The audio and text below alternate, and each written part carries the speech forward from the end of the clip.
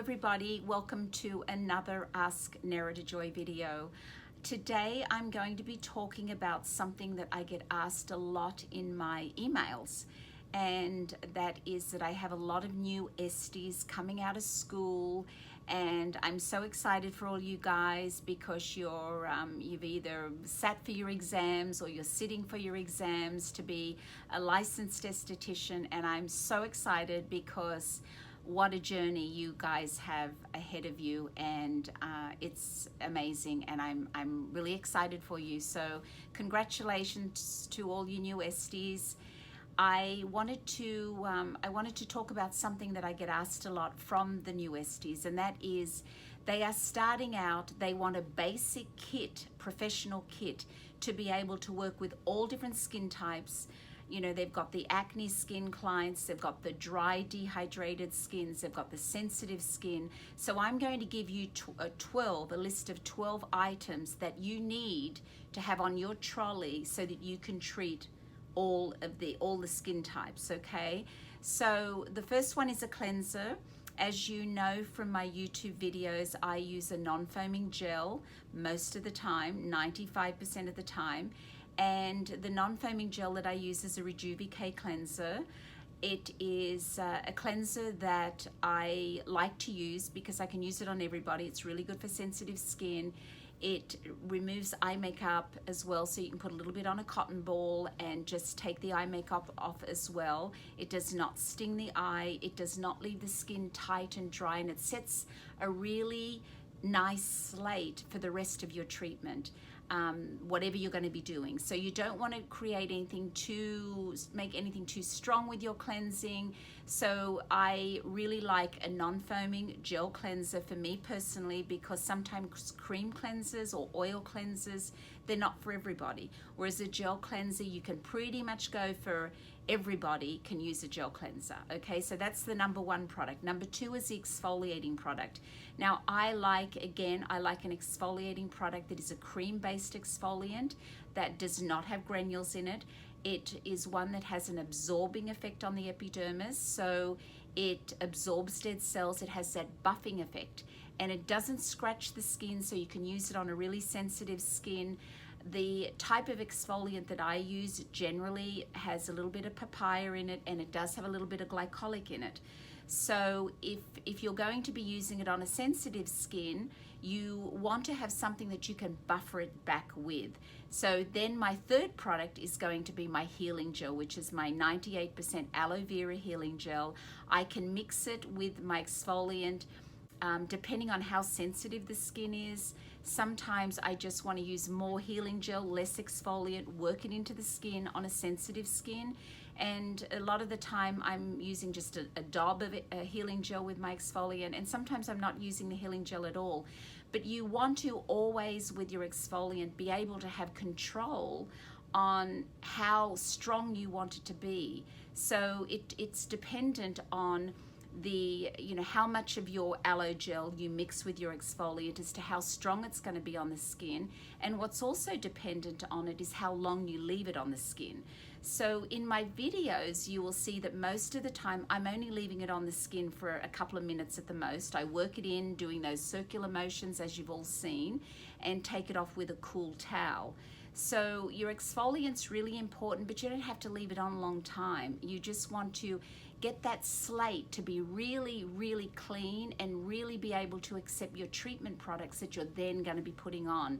And that way you're going to get really good results. So now we've got the cleanser, non-foaming gel cleansers, the number one product, the number two product, the exfoliating mask, the number three product, an aloe-based healing gel. And I just wanted to say, back to the exfoliating masks, is there are some really good cream exfoliants out there that don't have granules in it. And one of them, La Prairie, has one. It's the 3-minute peel. It also has a little glycolic in it, but it's a really nice exfoliant. And then you've got the Valmont, which are both from Switzerland. These two products, that one it has a little bit of the niacinamides in it, so it's for a different skin type. It is more active, but again, it is something that is a really nice, has that buffing effect on the epidermis. So they are other cream type exfoliants that I've used that I do really like. And also to note that, you know, always with cream exfoliants, if you put steam on and you've got glycolic in that exfoliant on the skin, it is going to activate it and make it stronger. So I do not use steam 90% of the time when I've got an exfoliant on, because I don't want to make the skin too sensitive, okay? So I like to have my stronger items further down on in my treatment. So now cleanser, you've got your exfoliant, you've got your healing gel. Now I've got my serums. Now my treatment serums, you've seen me use a lot of the bioflavonoids. The Q-flavonoid I use a lot because of the arnica, the vitamin P, the K. It's great for sensitive skin. It's great to be used around the eyes for dark circles. It feeds the skin a lot of nutrients, and most people I see are surface dry. Their levels are lacking in hydration. Their levels are just lacking in nutrients. So when you start to use something that's really healing, like a bioflavonoid, the Q-flavonoid, you're going to see that the skin's going to heal quickly. If they get a pimple, it's going to heal a lot faster.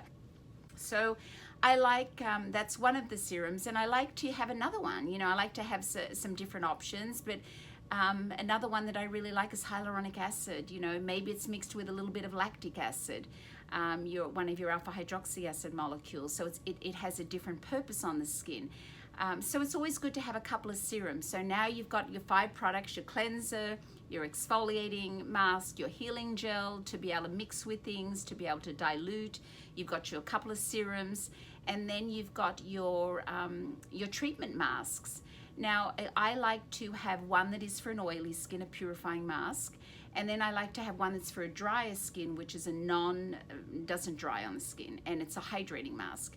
Now, for someone whose skin is in between, you can mix it. You can mix a little bit of your purifying mask, which is going to set on the skin, with your hydrating mask, so it's not going to set, but you combine the two together, and again, you can control it. So it's nice to have, you know, maybe you're going to use a hydrating mask around the eyes as the eye mask, and on the neck and the décolleté, and the purifying on certain parts of the face where they're more oily, and mix a little bit of the purifying with a hydrating mask and use it on the other areas of the face. So I like to have a couple of different masks, and you've got your one for your really dry skin if you're just going to use your hydrating mask, it's not going to set, or you've got your one for oily skin.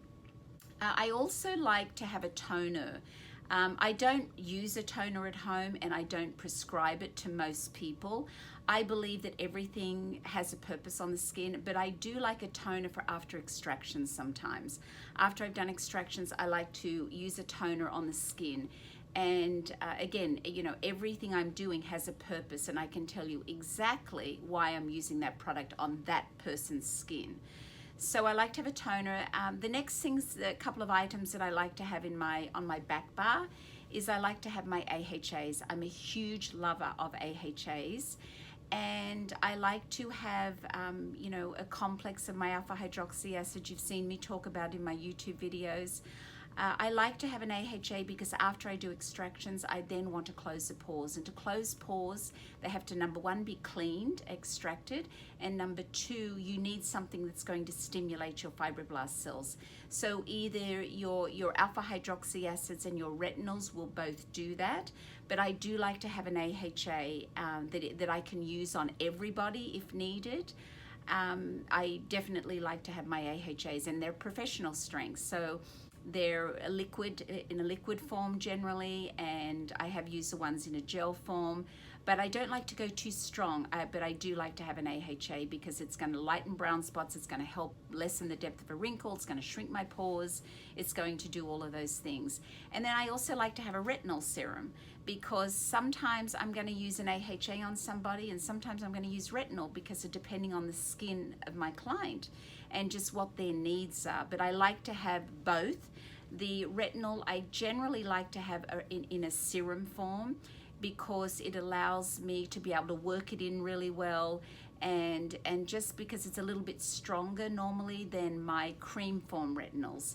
So never prescription strength, as I've talked about, but I do like to have both to be able to work with the different skin types and the different conditions I'm working with.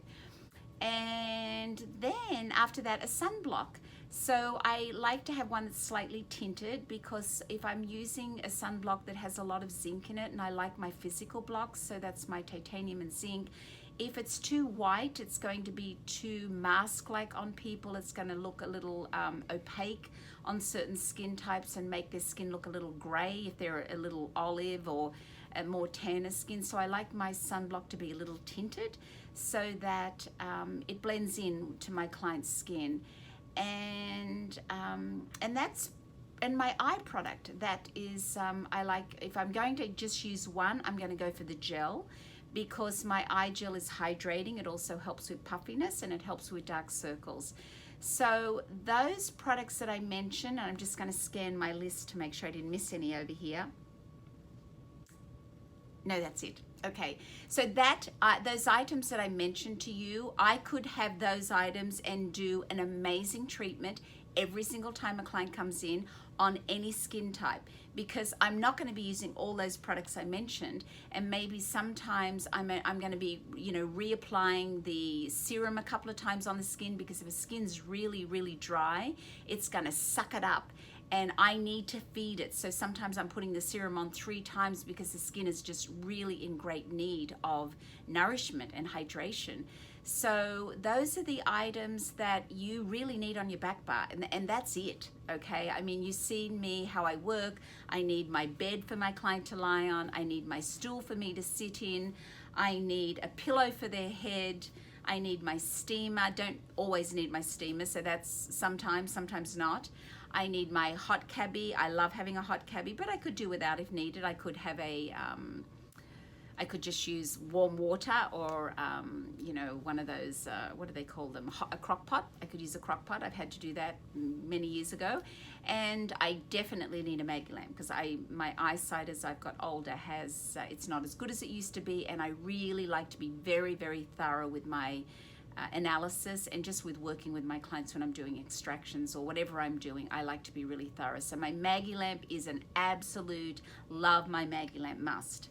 So I hope that's been helpful for all you lovely Esties out there that are asking which products is a really good back bar for you to start with. That is about 12 items that I mentioned. I could, as I said, work with any skin type there and do an amazing job. So my massage cream, I use my hydrating mask for that, and that's it, guys. It's really, that's it. That's all I need. So I hope that has been helpful.